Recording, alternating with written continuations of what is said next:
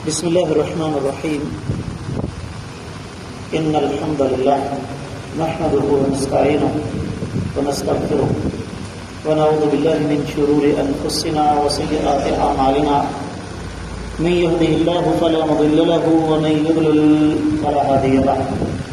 وأشهد أن لا إله إلا الله وحده لا شريك له وأشهد أن محمدا عبده ورسوله. يا أيها الذين آمنوا اتقوا الله حق تقاته ولا تموتن إلا وأنتم مسلمون.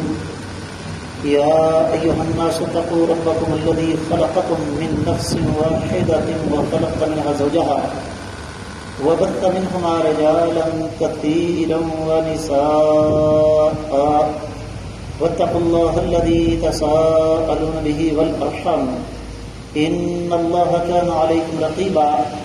يا أيها الذين آمنوا اتقوا الله وقولوا قولا سديدا يصلح لكم أعمالكم ويغفر لكم ذنوبكم ومن يطع الله ورسوله فقد فاز فوزا عظيما.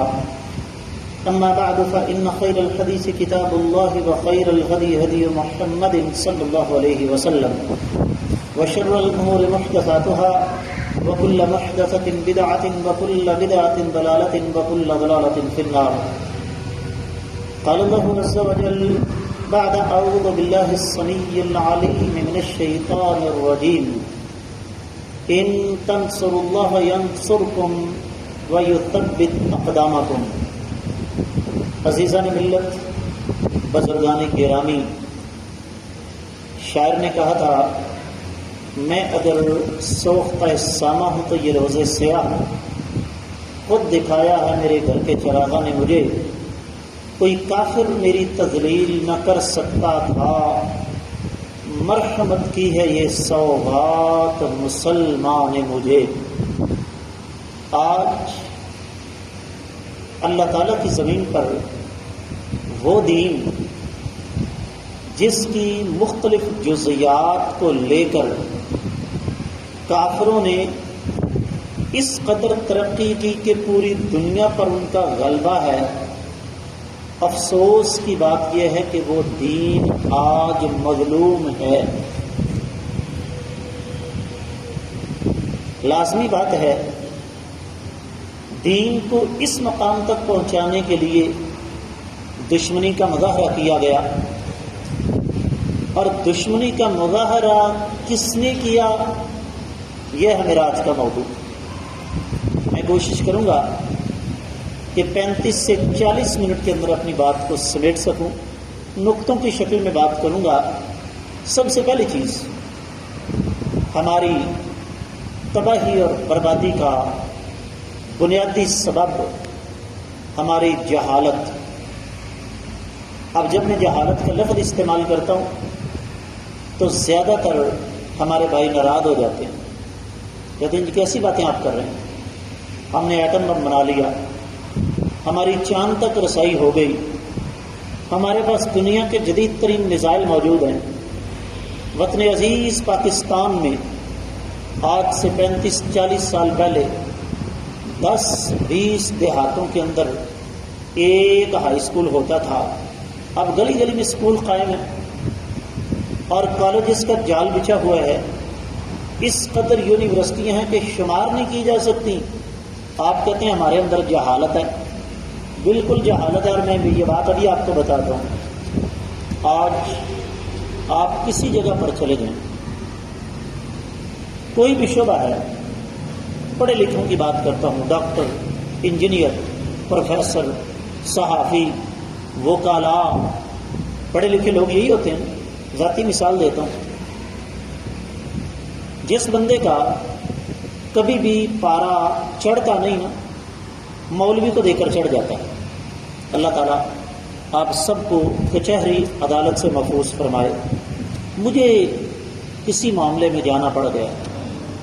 وکیل صاحب میری برادری کے دمن تھے، ان کے دفتر جا کر بیٹھے تو وہاں پر ماشاءاللہ 5 بلکہ 6 وکلاء بیٹھے ہوئے. شروع ہو گئے، مولویوں نے یہ کیا، مولویوں نے یہ کیا، مولویوں نے یہ کیا. تو میں بڑی خاموشی کے ساتھ ان کی بات سنتا رہا.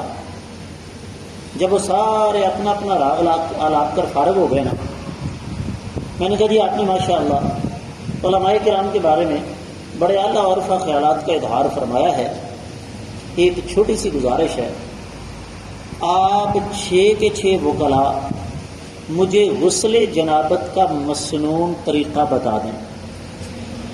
مسجد کے اندر بیٹھا عرش والا رب گواہ ہے، جو کچھ ہوا بے عین ہی میں وہ بیان کر رہا ہوں۔ اب ایک ایک کر کے شروع ہو گئے، کسی کو بھی پتہ نہیں ہے۔ اب ظاہر بات ہے میری باری تھی، میں نے کہا پھر کیا خیال ہے، مجھے اجازت دیں گے کہ میں آپ سے یہ کہوں کہ آپ کی جتنی بھی اولاد ہے انہوں میں کوئی بھی حلالی نہیں؟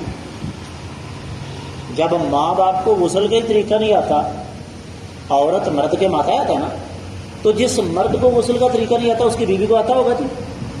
اور سنیے، پرانی بات ہے،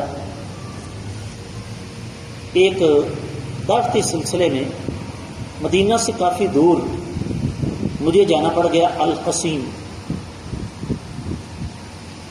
تو وہاں پر بڑا منظم دعوت کا کام ہوتا ہے، پاکستان والا سسٹم نہیں ہے، وہاں پہ دفتر تھا باقاعدہ۔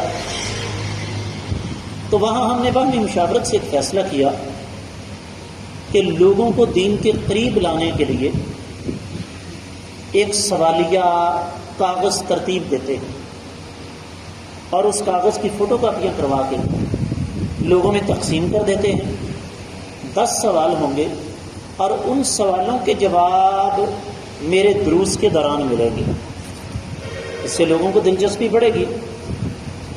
ہم نے وہ کوئی 100 کے قریب، بلکہ پورا 100 کاغذ فوٹو کاپی کروایا۔ سب سے پہلا سوال میں نے وہاں پر یہ کیا کہ اسلام کا معنی کیا ہے۔ آپ یہ سوال جا کے کسی کالج میں، کسی یونیورسٹی میں، آپ کسی وکلاء کے چیمبر میں، چیمبر آف کامرس جو کہ مال کا گڑھ ہے وہاں پر کر لیں، کسی فیکٹری کا جو ہائی فائی لیول کا سٹاف ہے، مینیجر ہو گئے، فورمین ہو گئے، کمپیوٹر انجینئر ہو گئے، آپ کسی بھی ہائی ایجوکیٹڈ قسم کی سوسائٹی میں جا کے یہ سوال کر لیں، آپ کو اس سوال کا جواب نہیں ملے گا۔ 100 میں سے 90 لوگوں نے غلط جواب دیا، بلکہ 90 لوگوں نے جواب دیا ہی نہیں، 10 نے جواب دیا، اور 10 میں سے 9 کا جواب غلط تھا، صرف ایک آدمی نے صحیح جواب دیا، وہ بھی اس وجہ سے کہ وہ دینی مدرسے کا پڑھا ہوا تھا۔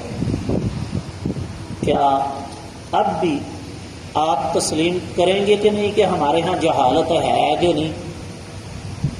بہت ساری مثالیں دے سکتے ہیں۔ اب اکیلی جہالت ہونا تو کوئی بڑی بات نہیں۔ امام ابن رشد کے بارے میں آتا ہے رحمۃ اللہ علیہ کہ ان کے بارے میں ایک مسجد میں وہ گئے، خاصی عمر تھی، تو جا کر بیٹھ گئے۔ اب کسی نے کہا انظر الی ھذا الجاہل، اس جاہل آدمی کو دیکھو، اس کو یہ بھی نہیں پتا کہ مسجد میں بیٹھنے سے پہلے 2 رکعتیں پڑھنی چاہیے۔ اب اس آدمی نے اس لفظ کو منفی لینے کی بجائے مثبت لیا، علم حاصل کرنا شروع کیا، اور پھر اس مقام تک پہنچا کہ آج اس آدمی کی کتاب بدایت المجتہد اسلامک یونیورسٹی مدینہ منورہ کے ہر شعبے میں لازمی مضمون کے طور پر پڑھائی جا رہی ہے۔ لیکن عذاب کیا ہے، ہمارے پاس جہالت کے ساتھ ایک اور بڑی بیماری ہے، لیکن میں پہلے جہالت کی مثالیں آپ کو دے دوں، کوئی بات ایسی نہیں کروں گا جو معاشرے سے باہر ہو۔ سب سے پہلی جہالت، او جی جہاں کوئی لگا ہے ٹھیک لگا ہے۔ اپنی ایمانداری سے بتائیے، کیا آپ کی عقل اس بات کو تسلیم کرتی ہے جہاں کوئی لگا ٹھیک لگا؟ ایک بندہ 5 وقت مسجد میں آ کر نماز پڑھتا ہے، وہ بھی ٹھیک ہے، اور ایک بندہ ایک دن میں کم از کم 5 بندوں کی جیب سے پیسے نکالتا ہے، وہ بھی ٹھیک ہے؟ کیا یہ بات مانے گا کوئی؟ جہاں بھی لگا ٹھیک لگا۔ ایک بندہ سحری کے وقت اٹھ کے تہجد پڑھتا ہے، اللہ کے سامنے روتا ہے، گڑ گڑاتا ہے، گناہ کی معافی مانگتا ہے، امت مسلمہ کے لیے دعا کرتا ہے، اور ایک بندہ سحری کے وقت اس کو پتہ ہے اس وقت سارے انٹا غفیل ہو چکے ہیں، وہ ڈاکہ مارتا ہے، چوری کرتا ہے، وہ بھی ٹھیک ہے؟ اس سے اگلی جہالت، وہ جی جس بات کا پتہ نہ ہو نہیں پوچھتے، مسلمان کیا ہے؟ حالانکہ آپ ایک 3ری 4تھی کلاس کے بچے سے پوچھیں گے بیٹے جس چیز کا پتہ نہ ہو کیا کرتے ہیں؟ پوچھ لیتے ہیں، لیکن ہمیں جہالت عنایت فرمائی گئی، ہمارے اوپر جہالت مسلط کی گئی کہ جس چیز کا پتہ نہ ہو نہیں پوچھتے۔ اس سے اگلا نمونہ، وہ جی دین کے معاملے میں انسان کو زیادہ گہرائی میں نہیں جانا چاہیے۔ اس کی وجہ نعوذ باللہ نعوذ باللہ نعوذ باللہ، دین کوئی اہم چیز ہے، اہم چیزوں کے بارے میں گہرائی میں جانا چاہیے۔ کہیں بیٹی کا بیٹے کا رشتہ کرنا ہو، 6 مہینے سوچنے کے نام پر جاسوسی کرتے رہتے ہیں۔ بازار میں جا کر آپ نے 1000-2000 روپے کا جوتا خریدنا ہو، 4 دکانوں سے پوچھیں گے، لیکن دین کے معاملے میں زیادہ گہرائی میں نہیں جانا چاہیے۔ اب اکیلی جہالت ہو، گزارا ہو جاتا ہے، جہالت کا علاج ہے علم حاصل کیا جائے۔ ہماری بدبختی یہ کہیں کہ مسلمان، خاص طور پر بر صغیر کا مسلمان، اس نے جہالت کے ساتھ ساتھ ایک اور بیماری پال لی، اور وہ ہے ضد۔ یعنی ایک تو ہم جاہل ہیں، میرا ساتھ دیجیے گا، دوسرا جاہل رہنا بولو بولو چاہتے ہیں۔ زندہ ثبوت ہے، کسی مسجد میں چلے جائیں اور کسی نمازی سے کہیں کہ آپ دعائے استفتاح سنا دو، سبحانک اللہم و بحمدک وتبارک اسمک وتعالی جدک ولا الہ غیرک، اس سے کہیں کہ دعا سنا دو، وہ جی چھوڑیں جی، کیا مطلب؟ میں نے یہ غلطیاں سنبھال کے قبر میں لے کر جانی ہیں۔ اور جہالت کے ساتھ یہ ضد ہے کہ جس نے آج بر صغیر کے مسلمان کو اسلام سے کتنا دور کر دیا۔ یہ جہاں ہم بیٹھے ہیں یہ محلہ جی یا بستی ہے؟ کیا کہتے ہیں اس کو؟ محلہ ہے۔ آپ کے ذہن کے مطابق اس محلے کی آبادی کتنی ہونی چاہیے اندازاً؟ 2000، ٹھیک ہے مان لیا۔ آپ اس 2000 کی آبادی میں سے مجھے 20 نوجوان لڑکے اور 20 نوجوان لڑکیاں دے سکتے ہیں جن کے بارے میں آپ دعوے کے ساتھ کہہ سکیں کہ ان کو مثالی مسلمان کہا جا سکتا ہے؟ دے سکتے ہیں جی؟ کیا ہم جرمنی بیٹھے ہیں، جاپان بیٹھے ہیں، چین میں، امریکہ برطانیہ میں، کینیڈا بیٹھے ہوئے ہیں یا ناروے میں ہیں؟ یہ جہالت کے ساتھ ضد کا نتیجہ ہے۔ اور پھر اس کا تعلق براہ راست ہماری عملی زندگی پر۔ ایک مثال آپ کو سمجھاتا ہوں۔ جب بھی ہمارا کوئی بیٹا، ہمارا کوئی بھائی فوج کے اندر بھرتی ہوتا ہے تو کسی کو پتہ ہے فوج میں بھرتی ہوتے ہی سب سے پہلے اس بندے کی کون سی چیز ماری جاتی ہے؟ نہیں پتا؟ میں کیوں جی؟ صحیح ہے نا؟ فوج میں صرف اتنی بات ہے کہ لسن اینڈ اوبے، سنو اور مانو، ہے نا یہ مسئلہ؟ رات کے 2 بجے فوجیوں میں جگا دیا، اٹھو بھائی۔ اب وہ یہ نہیں پوچھ سکتے کہ ہمیں کیوں اٹھایا گیا ہے جی؟ یہ میں رب کائنات نے آدم علیہ الصلوۃ والسلام کو پیدا کرتے ہی ساری انسانیت کی مار دی تھی۔ اسلام لفظی معنی سب سے پہلے استسلام۔ فوج نے کہا لسن اینڈ اوبے۔ قرآن کہتا ہے کہ ایمان والوں کی علامت کیا ہے؟ قالوا سمعنا و ہم نے سنا اور مان لیا. طبیعت مانتی ہے تب بھی مانا، طبیعت نہیں مانتی تب بھی مانا. ٹمپریچر ملتان کا 48 ڈگری سینٹی گریڈ ہے تب بھی 5 وقت کی نماز پڑھنی ہے.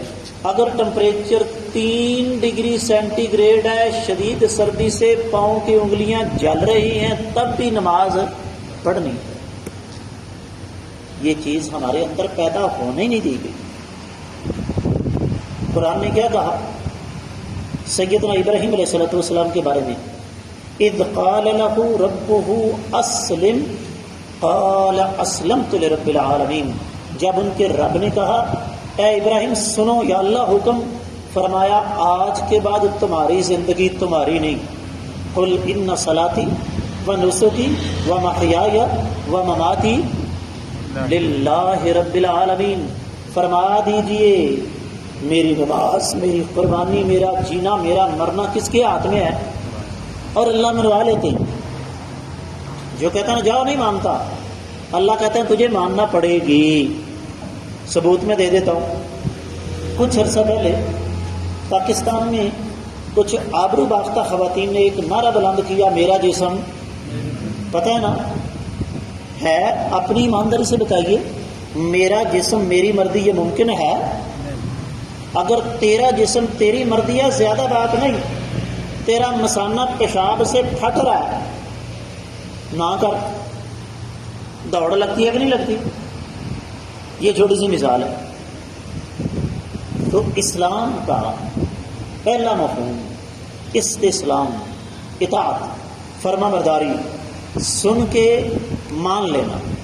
اس طرف آج کا مسلمان نہیں آ رہا بلکہ اس کے خلاف جا رہا ہے. مثال دے دیتا ہوں. پھر آج بھی یہ سوال آیا، کرونا کے بعد سعودی حکومت نے پابندی لگا دی کہ آپ طواف والی جگہ پر بغیر احرام کے نہیں جا سکتے. جو حال ہی میں عمرہ کر کے آئے ہیں وہ میری اس بات کو مانیں گے. کس لیے؟ اس میں سعودی گورنمنٹ کا کوئی فائدہ نہیں. ہوا یہ کہ کرونا کی وجہ سے ایک طویل عرصے تک عمرہ بند رہا. جب عمرہ کھلا تو ہر مسلمان جس کے پاس 4 پیسے ہیں وہ بھاگا میں عمرہ کروں. اب انہوں نے اصول یہ بنا دیا کہ بھئی تم نے اگر عمرہ کر چکے ہو، عام لباس میں آ چکے ہو، طواف کرنے کے لیے اوپر چلے جاؤ. اچھا یہاں پھر پاکستانی مسلمان کے پاس بڑے عذر ہیں. وہ جی چکر بڑا لمبا ہو جاتا ہے، وہاں تو وقت ہی بڑا لگتا ہے. بھئی کیا لینے گئے ہو وہاں پہ؟ وہاں پر سوائے عبادت کے کوئی اور کام ہے؟ لیکن کیا کریں، تربیت نہیں نہ ہوئی، سمے نہ آتا نہ پر. وہ کہتے ہیں اوپر چکر لگا لو. ہم نے کیا کیا؟ کیونکہ سمعنا و اطعنا، استسلام، ماننا، یہ جذبہ ہمارے اندر ہے ہی نہیں. ہم اپنا اجر برباد کر لیں گے. مجھے اچھی طرح پتہ میں کیا کہہ رہا ہوں. قرآن کہتا ہے سورۃ النساء آیت نمبر 59، یا ایھا الذین آمنوا اطیعوا اللہ و اطیعوا الرسول و اولی الامر منکم. اے ایمان والو اللہ کی بات مانو، نبی علیہ السلام کی بات مانو، اور ان دونوں کی اطاعت میں رہتے ہوئے اپنے حکمرانوں کی بات کو بھی مانو.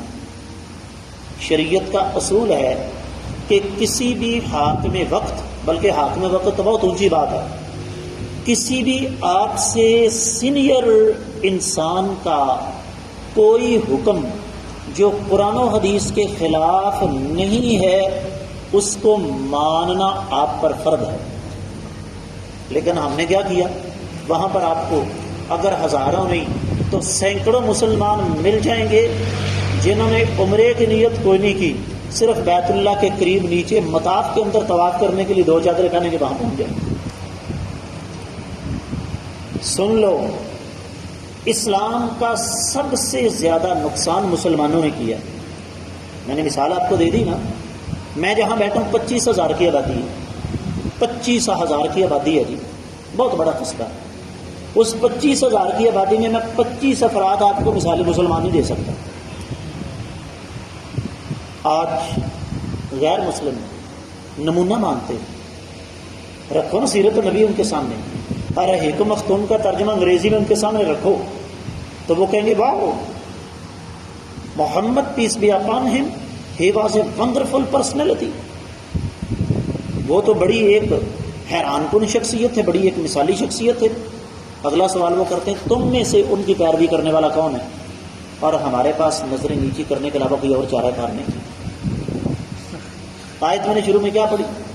ان تنصروا اللہ ینصرکم ویثبت اقدامکم. اگر تم اللہ کے دین کی مدد کرو گے. عربی گرامر جاننے والے ہیں جی یہاں پر بیٹھے ہوئے؟ یہ ان کون سا ہے؟ شرطیہ.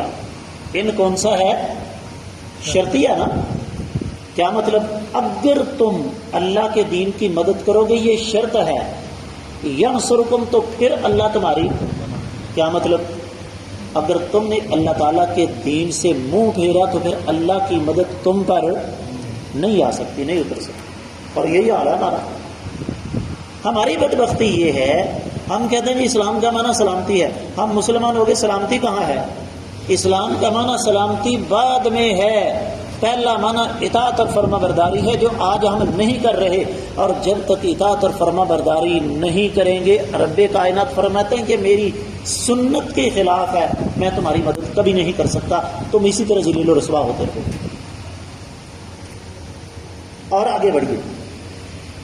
آج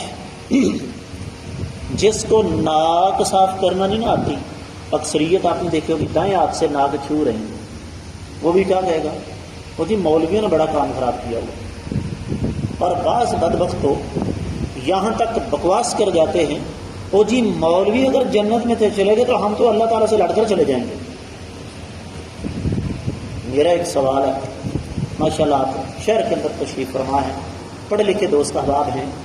وطن عزیز پاکستان کے اس تباہ شدہ شعبے کا نام لیجئے جس میں مولوی کا 1% سے کم بھی کردار ہو، تو یہ برباد ہے. پتہ ہے آپ کو ایک جہاز کے لیے 300 سے زیادہ ملازم ہیں اوسطاً.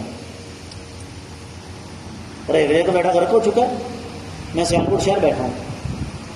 سیالکوٹ آپ کو پتہ ہونا چاہیے کہ وطن عزیز پاکستان کی اکانومی کا 30% کے قریب وہ جو اکیلے شہر نے اٹھایا ہوا ہے. اتنا سا شہر ہے، چھوٹا سا.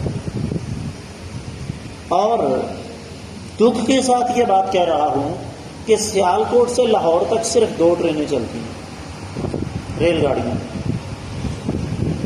اتنا نفع بخش روٹ لاہور سے ناروال، ناروال سے چک کمرو بارڈر، اتنا نفع بخش روٹ کہ آپ سوچ بھی نہیں سکتے. مدتیں ہو گئی بات پڑا. آپ کے اس ملتان سے گزر کر بہاولپور ٹرین چلتی تھی، بند ہو چکی ہے. سیالکوٹ سے راولپنڈی ریل کر چلتی تھی، بند ہو چکی ہے.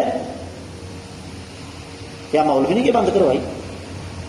یہ ریلوے کی جو کئی 100 مربع زمین پر قبضہ کیے بیٹھا ہوا ہے، کیا یہ مولوی کا کردار ہے؟ پاکستان کے آئین کا بیڑا مولوی نے غرق کیا؟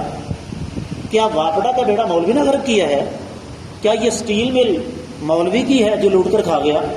کیا بیرون ملک اثاثے پاکستانی عوام کا خون چوس کر مولوی لے گیا؟ کیا یہ بجلی کے بلوں میں اور پیٹرول کی قیمت میں جو روزمرہ اضافہ ہوتا ہے اس کے ذمہ دار مولوی ہے؟ مولوی کو آپ نے دیا کیا؟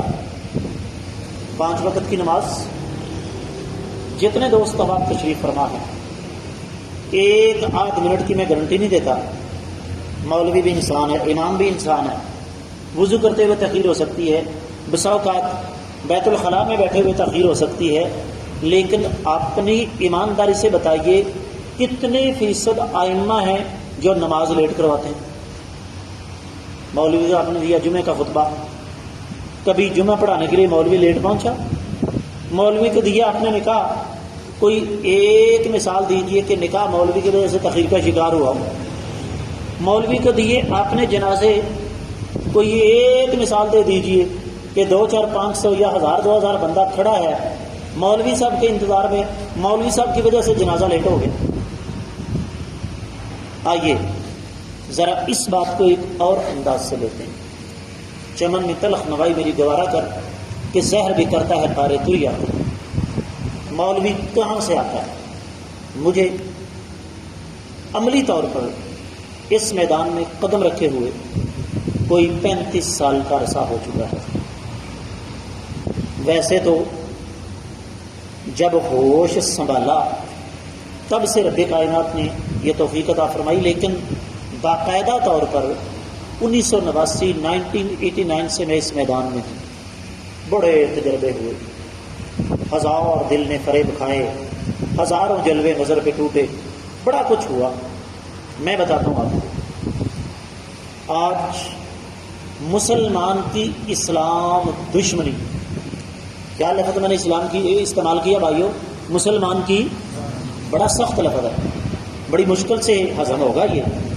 مسلمان کی اسلام دشمنی کا عالم یہ ہے کہ اپنے ذہین ترین بچے کو کہاں بھیجے گا؟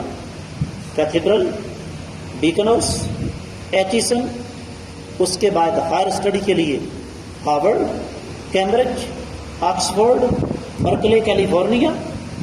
درست ہے جی؟ جو بچہ ذہنی طور پر، جسمانی طور پر، روحانی طور پر، اخلاقی طور پر، تہذیبی تمدنی طور پر کسی کام کا نہیں ہوتا، ہماری اکثریت اس کو کہاں بھیج دیتی ہے؟ مولوی صاحب اس کو آپ سنبھال لیں گے، ہمارے کام کا نہیں۔ میں جانتا ہوں میں زخموں کو چھیڑ رہا ہوں، میری باتیں تکلیف دہ ہیں، لیکن کیا ان سے انکار کیا جا سکتا ہے؟ اور سنیے، یہ ہمارا اسلام کے ساتھ پیار محبت کا انداز ہے، یہ ہمارا اسلام کے ساتھ سلوک ہے۔ حالانکہ پڑھے لکھے دوست تشریف فرما ہیں، اپنی ایمانداری سے بتائیے، آپ فزکس کے استاد سے کہیں کہ آپ کمپیوٹر پڑھا دو، پڑھائے گا؟ مطالعہ پاکستان والا اردو پڑھائے گا جی؟ کیا انگلش پڑھانے والا آپ کو اسلامیات پڑھائے گا؟ کیا بایو پڑھانے والا آپ کو کیمسٹری پڑھائے گا؟ بالکل نہیں۔ درست ہے؟ چلیے آگے بڑھتے ہیں۔ بچے نے میٹرک کر لیا اور اس کے بعد 3 میدان، یا میڈیکل، یا انجینئرنگ، یا کمپیوٹر، زیادہ تر یہی ہوتا ہے نا؟ کیا خیال ہے؟ ایک انجینئر کے پاس جائیں اور جا کر کہیں کہ میں استاد عبدالرزاق گھمن کے درس میں بیٹھا تھا تو میں محسوس کر رہا تھا کہ استاد جی کی آواز پھٹ رہی ہے، تو اگر بول بول کے آواز پھٹ رہی ہو تو انجینئر صاحب آپ مجھے بتائیں گے کہ اس کا کیا علاج ہے؟ انجینئر کیا کہے گا؟ یا تم پاگل ہو اور یا مجھے پاگل سمجھ رکھا ہے۔ میرا کام مریضوں کا علاج کرنا نہیں، یہ کام کس کا ہے؟ ڈاکٹر کا۔ درست ہے؟ چلیے ایسا کرتے ہیں، ڈاکٹر صاحب کے پاس چلے جاتے ہیں اور جا کر کہتے ہیں کہ ڈاکٹر صاحب ویسے تو ماشاءاللہ میری گاڑی بہترین ہے، لیکن چلتی ہے تو تھوڑا سا بائیں طرف کھینچتی ہے۔ ڈاکٹر کیا کہے گا؟ یا تم پاگل ہو یا مجھے پاگل سمجھ رکھے ہیں۔ میرا کام انسانوں کا علاج کرنا، تمہاری گاڑی کی الائنمنٹ ٹھیک کرنا وہ الائنمنٹ والے کا کام ہے، جا کر مکینک سے رابطہ کرو۔ اس کا مطلب کیا ہوا کہ دنیاوی طور پر ہم نے ہر ایکسپرٹ کے لیے، ہر ماہر کے لیے شعبے مخصوص کر رکھے ہیں۔ ابھی یہ ہمارے درد کی باتیں ختم ہوں گی، درس تھوڑا ہی ہے، یہ تو درد ہے جو میرا اور آپ کا مشترکہ ہے، جو آپ کے جذبات میں اپنی زبان سے بیان کر رہا ہوں۔ یا کہیے کہ جو کچھ میں کہہ رہا ہوں وہ ہم میں سے ہر ایک کے دل کی آواز میں ہے نا۔ آپریشن ہے یہ۔ درس ختم ہوتا ہے، گفتگو ختم ہوتی ہے، میرا بھائی ریاض یہ کہتا ہے جی جس کے ذہن میں کوئی سوال ہے وہ کرے۔ آپ میں سے کوئی آدمی آ کر یہ کہتا ہے کہ استاد جی قرآن کہتا ہے وما کروا وما کر اللہ واللہ خیر الماکرین، اس کا مفہوم تو سمجھا دیں۔ تو میں کہوں بھائی جان میں معافی چاہوں گا، اس لیے کہ میں نے اسلامک یونیورسٹی مدینہ منورہ میں کلیت الحدیث میں تعلیم حاصل کی ہے۔ آپ حدیث کا سوال مجھ سے کر سکتے ہیں، قرآن کے بارے میں سوال نہیں کر سکتے کہ آپ مجھے اجازت دیں گے؟ سوال ہی پیدا نہیں ہوتا۔ ایک بھائی اٹھے گا طلاق کا سوال کرے گا، جواب دیا، ادھر سے ایک بچہ اٹھ کھڑا ہوا، اس نے مجھ سے عقیدے کا سوال کر دیا، ذہن کو ایک لمحے کے 1000ویں حصے میں گھما کے عقیدے کی طرف لے گیا، اور یہاں سے سامنے سے میرا بھائی اٹھا، اس نے سوال کر دیا نکاح کا، فوری طور پر اس طرف، ادھر سے کوئی بھائی اٹھا، اس نے فوری طور پر سوال کر دیا نبی کریم صلی اللہ علیہ وسلم کی کسی حدیث مبارکہ کے حوالے سے۔ تو کیا کرنا پڑے گا؟ یہ مولوی ہے جسے آل راؤنڈر بننا پڑتا ہے، اور وہ میدان جہاں سب سے زیادہ تیز دماغ کی ضرورت ہے وہاں ہم نے بچے کون سے دیے؟ جو سب سے زیادہ بیکار، سب سے زیادہ کند ذہن، سب سے زیادہ ڈل مائنڈڈ تھے۔ کبھی ہم نے اکیلے بیٹھ کر یہ سوچا ہے کہ قیامت کے روز اللہ کی بارگاہ میں ہم جواب کیا دیں گے؟ اسلام کا سب سے بڑا دشمن کون بھائیو؟ مسلمان۔ کافر کو اسلام دشمنی کی ضرورت ہی نہیں۔ اس نے جو کچھ دے دیا نا مسلمان کو ترقی کے نام پر، ترقت، نئی نسل کو کیا پتا ترقت کیا ہوتا ہے؟ ہماری پنجابی زبان میں ترقت کسے کہتے ہیں بھلا؟ گندگی کو۔ تو کافر نے ہمیں ترقی کے نام پر کیا دے دیا؟ گندگی دے دی۔ کیا بچیاں، کیا بچے، اللہ کی قسم دیکھ کے تکلیف ہوتی ہے، کلیجہ پھٹتا ہے۔ صبح صبح جب ہماری با پردہ بچیاں کہاں جا رہی ہیں جی؟ کالجز جا رہی ہیں، یونیورسٹی جا رہی ہیں، کیا کریں گی جی؟ ڈگری لے کر نوکری کریں گے، تعلیم برائے روزگار۔ یہ مولوی ہے جس نے یہ سبق پڑھا الحمدللہ رب العالمین، تمام تعریفیں اس اللہ کے لیے ہیں جو تمام جہانوں کا پالنے والا ہے۔ لو توکلتم علی اللہ حق توکلہ، میرے آقا علیہ الصلوۃ والسلام کا فرمان ہے کہ اگر تم اللہ تعالیٰ پر ویسے ہی بھروسہ کرو جیسے بھروسہ کرنے کا حق ہے، اللہ تعالیٰ تمہیں ایسے رزق عطا فرمائیں جیسے پرندوں کو عطا فرماتے ہیں۔ عورت کی اصل شان کیا تھی؟ یہ علیحدہ اور مستقل موضوع ہے، اسلام میں عورت کا مقام اور ذمہ داریاں۔ عورت کی اصل شان کیا تھی؟ بڑی دردناک حقیقت آپ کے سامنے رکھنے والا ہوں۔ ایک سوال ہے میرا، خالد بن ولید رضی اللہ تعالیٰ عنہ، سعد بن ابی وقاص، عمر بن عاص، مثنى بن حارثہ، ابو عبیدہ بن جراح، جریر بن عبداللہ البجلی، آگے چلیے محمد بن قاسم، ابن تیمیہ، ابن القیم، سلطان محمود غزنوی، احمد شاہ ابدالی، حیدر علی، ٹیپو سلطان۔ کیا خیال ہے یہ انسان تھے یا جنات تھے بھائیو؟ انسان تھے نا، کسی کو شبہ تو کوئی نہیں۔ انہوں نے کسی نہ کسی خاتون کے پیٹ سے جنم لیا، درست ہے؟ آج ہمیں کوئی ابن تیمیہ نظر کیوں نہیں آتا؟ آج کوئی ابن باز نظر کیوں نہیں آتا؟ آج یہودی صلاح الدین ایوبی کی قبر پہ آ کے ٹھڈا مارتا ہے، کہتا ہے ایوبی اٹھو، تمہارے بیت المقدس کو ہم نے دوبارہ قبضے میں لے لیا، کہاں ہیں تمہارے وارث؟ آج کوئی صلاح الدین ایوبی پیدا کیوں نہیں ہو رہا؟ آج کوئی محمود غزنوی پیدا کیوں نہیں ہو رہا؟ جملہ نوٹ کیجئے، آج وہ کھیتیاں بنجر ہو چکی ہیں جہاں یہ فصل اگا کرتی تھی۔ آج میری بیٹی کو، آج میری بہن کو رزق کے حصول کے پیچھے لگا دیا، ڈگری کے حصول کے پیچھے لگا دیا۔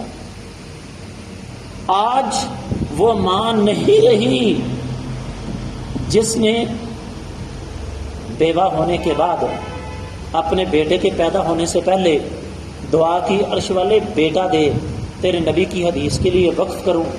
بیٹا پیدا ہوا، ماں نے اسی نہج پر تربیت شروع کر دی، 7 سال کی عمر میں نابینا ہو گیا، ماں نے پھر ہاتھ پھیلائے، 11 سال ہاتھ پھیلاتی رہی، اللہ نے 11 سال کے بعد بیٹے کی بینائی لوٹا دی، وہی بیٹا بڑا ہو کے امام بخاری بن گیا۔ آج اسلام کی جڑیں کاٹنے میں سب سے زیادہ کردار مسلمان کا ہے۔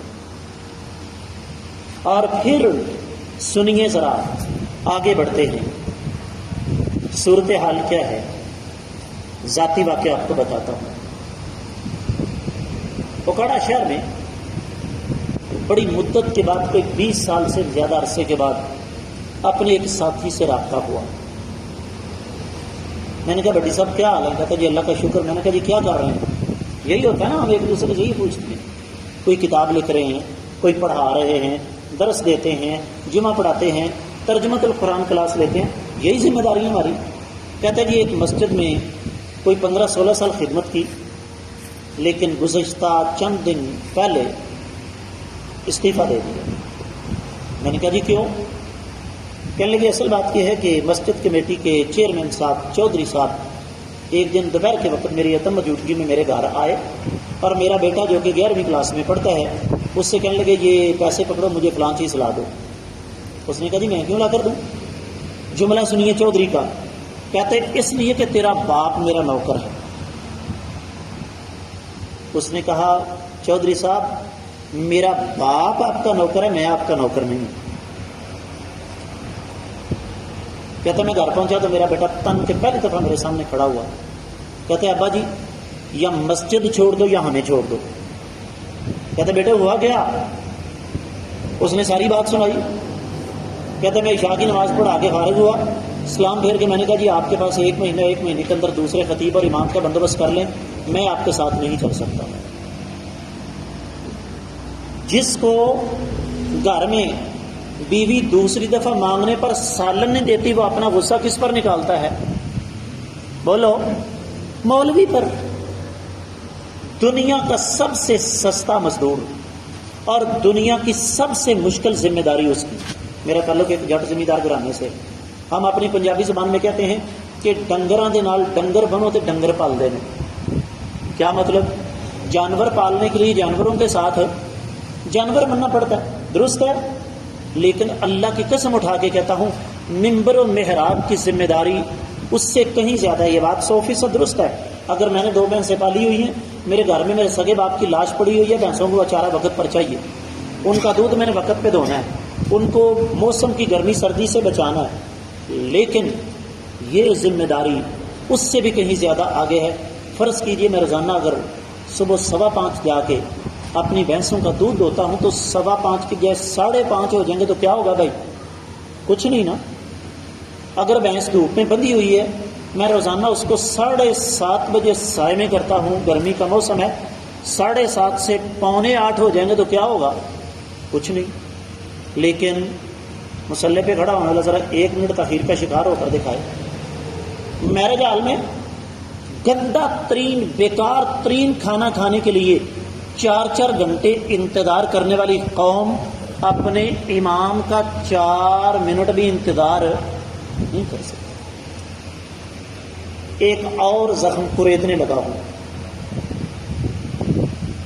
زیادہ تر علماء کے بچے منبر و محراب کے وارث کیوں نہیں بنتے؟ کبھی آپ نے سوچا؟ وجہ اس کی 2 ہیں.